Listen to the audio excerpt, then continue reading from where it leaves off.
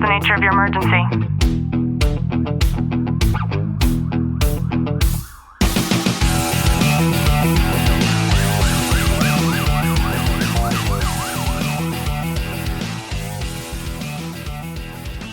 Welcome back to the Tactical Living Podcast. I'm your host, Ashley Walton, joined by Sergeant Walton. Glenn, how are you? I'm good. I am so thankful that it is your last shift on graveyard. I know. This has just cramped my style. And as you listen to this, anytime that you or your spouse have a change in schedule that is just absurdly abnormal, it's hard for everybody.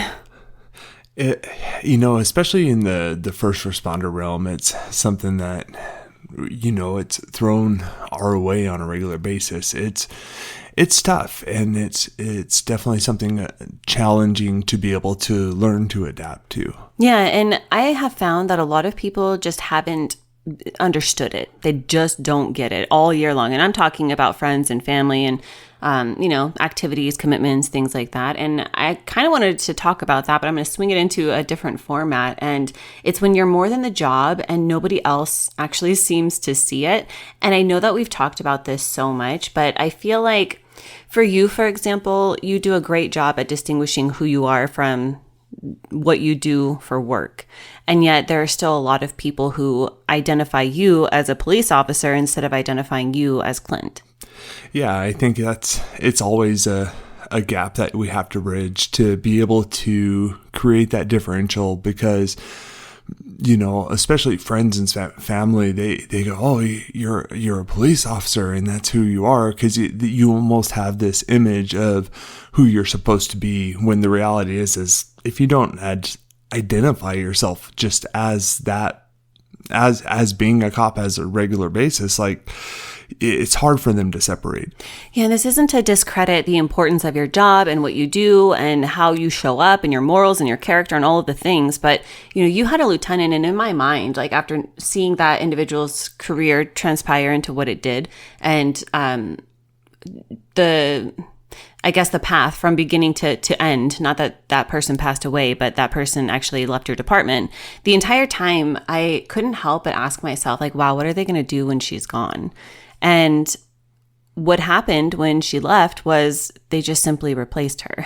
Yeah, we're just a number in the machine, and everyone's replaceable. And that's something that I always want to try teaching my guys is, we are replaceable. I don't care how hard you work or how much you'll be missed. Like, you're a number on a page and you will be replaced. Yeah, and I think this goes two ways. We have some first responders who will take that self-proclaimed or external proclaimed identity and they will run with it. And then those are the people that are like hardcore thin blue line, and that's all they talk about. All their friends are first responders. And then you have people like you who, kind of go the opposite way, where you understand that the job is a job and I'm still who I am and I love who I am, and there are things that I do outside of my place of work.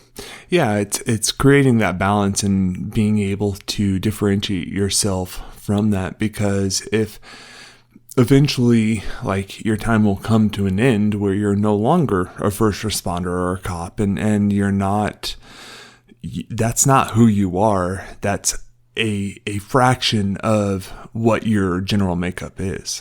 Yeah, and what I've seen is a lot of times at home, this can show up as being treated like the enforcer instead of the partner or instead of the parent. And then at work, it can feel like you're only valued for your next shift or even your statistics. And over time, the pressure of just the job kind of chips away at your self-worth.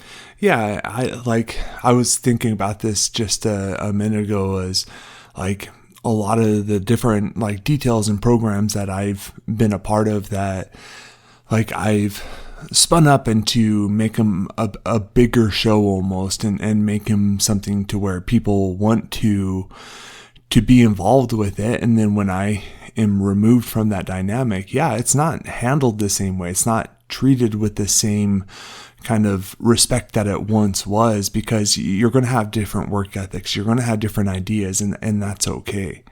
I was thinking, I was talking to somebody yesterday, and our discussion was around just our inner circles. And I was expressing to him the importance of making sure that you're involving people within your kingdom that will not disavow your trust. And I was expressing how it's very important to me to make sure that I'm having deep and meaningful conversations with people. We went to a funeral a couple of days ago, and so that also got me thinking about the people in my inner circle. And I try my best to make sure that I'm having very rich conversations with people that are not all about me, and to where we're actually building a network together. And because of that, in my conversation yesterday, I was talking to him about how the people that are in my circle, like these are people just like rich with knowledge and just rich with morals and values, and people that I know that if I called them, like I can have people fly. I would hope so, and I truly believe so, fly from all, and a lot of them have actually told me so, from all around the world if I needed them to. Yeah, it's important to have a really solid circle when it comes to that support, to building your network amongst one another, whether it's a huge circle or it's just a few people. It's having those people to be able to lean on and to support one another.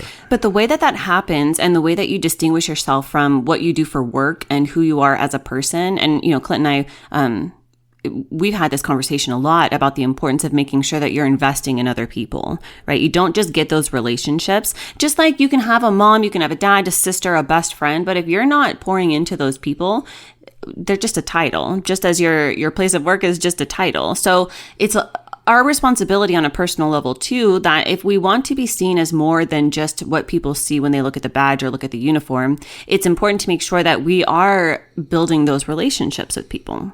Yeah. And like, I was just thinking about this, like for any other career, any other job, like I think there's certain aspects where you may identify as your job, and I think that's because of the lack of identifiable factors outside of your work.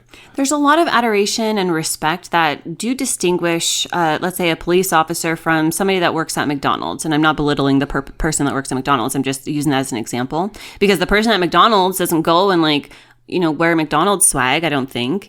And the person at McDonald's doesn't show up and say yeah, I'm a cashier at McDonald's. And, let's say it was like, instead of the thin blue line, like the golden line for McDonald's or something all over their socials. Like it just doesn't happen like that. And when you put it in that context, then it makes it a little bit easier to be able to distinguish the fact that, this is actually kind of silly. Yeah. It's funny because I was going through my head and thinking about a scenario just like that with a McDonald's employee versus like a first responder. And ultimately, I think that's the hardest thing, is just identifying that this is your job. This is not who you are. I think too that it hampers and even destroys a lot of marriages. I've seen that become a problem where, it's not always just the person who's the first responder. Sometimes it's the spouse that they get too. I'm thinking of one couple in particular that just got divorced, and she was all about the thin, like that was all that she ever talked about, was just the thin blue line, and my husband's a cop, and like that was it. And it was very evident that she had no self-identity, right? She didn't have anything that belonged to her. And I think that a lot of spouses too get caught up in the minutia of what their spouse does for work. We've talked about that to an extent. And I think that it's so important too to make sure that this isn't something that is just about you, but also about your spouse, and if you have kids, then your family. Yeah, it's creating that balance with everything, and I think it's hard. I think we fail as especially in the first responder realm, as in the beginning, going to the academy, going through this whole kind of dynamic shift in your life of creating this is not who you are, but this is a new part of your family that's added on. And it can be a little difficult in order to understand how to actually distinguish yourself from your job. And I think the most important thing is to have things that you're involved in that have nothing to do with your place of work, friends, hobbies, other interests, even if it's something that's an individual interest. Like those things are so important. For you, Clint, it's like I don't even know that you're a cop when you're at home. Like we don't talk about, we debrief on like situations that happen, but we don't pull your place of work into our home ever. No, we really don't. Like it's kind of one of those things. It's like I'm home and this is it's being the home husband and home person, being Clint, as it always should be.